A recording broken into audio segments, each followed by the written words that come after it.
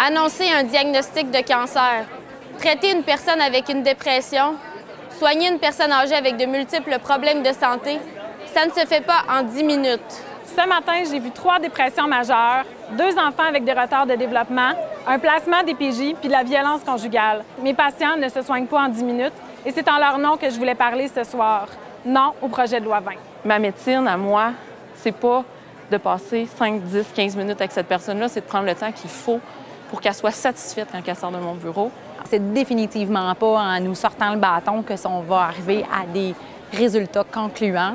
Je pense qu'il faut nous donner davantage d'appui avec des infirmières, du matériel, du personnel de soutien, plus d'accès au plateau technique pour qu'on soit plus efficace pour prendre en charge la grande population québécoise qui a besoin de nos services. Si la loi passe, je serai plus satisfaite de ce travail-là. Je trouve ça méprisant. Ça me déchire le cœur de savoir que je vais avoir la pression de voir des gens au lieu de prendre le temps avec eux comme je le fais.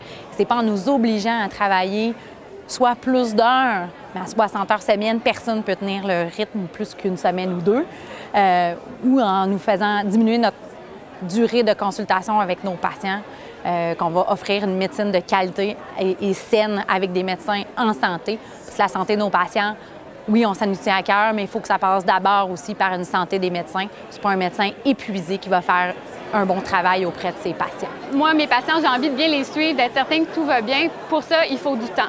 Puis je pense que ces patients-là méritent qu'on prenne le temps. Quand je fais l'hospitalisation, je prends l'ensemble de la personne et non seulement son problème particulier. Si elle a de la difficulté à retourner chez eux parce qu'elle n'a pas de support, j'appelle les parents, j'appelle les enfants, j'essaie de m'occuper vraiment des gens comme ils sont, puis c'est ça que je veux continuer à faire. Puis si le Québec accepte d'adopter le projet de loi 20, je ne sais plus si je vais être capable de pratiquer la médecine de famille au Québec.